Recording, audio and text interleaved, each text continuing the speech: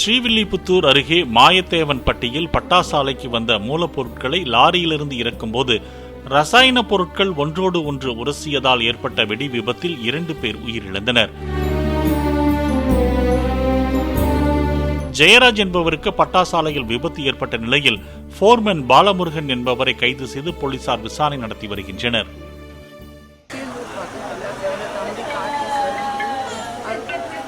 வெடி ஆஃபீஸில் வேலை பார்த்துட்டு இருந்தாப்புல வெடி விபத்தில் இறந்து போயிட்டாப்புல. ரொம்ப கஷ்டப்படுற குடும்பம்.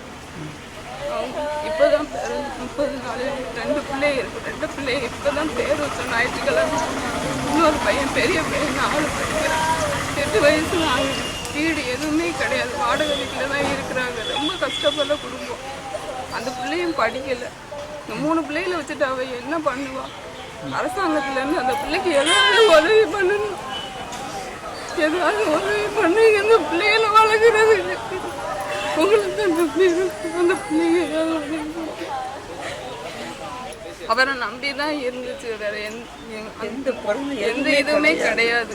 அந்த பையனையும் அவங்க அம்மா தான் வளர்த்தாங்க. அப்பா கிடையாது. அந்த பையனுக்கு அப்பா கிடையாது. சின்ன வயசுலயே இறந்து போயிட்டாப்புல. அவங்க அம்மா தனியா இருந்து அந்த பையனை இவ்வளவு தூரம் வளர்த்து கட்டி கொடுத்தாங்க. பக்கத்துல அவங்க மாமா இருந்தாங்க. அவங்க தான் அந்த பையனை இந்த பிள்ளைய பார்த்து கட்டி கொடுத்தாங்க. இப்போ இந்த பையன் 3 பிள்ளைகளை விட்டுட்டு இப்படி போய் நினைச்சு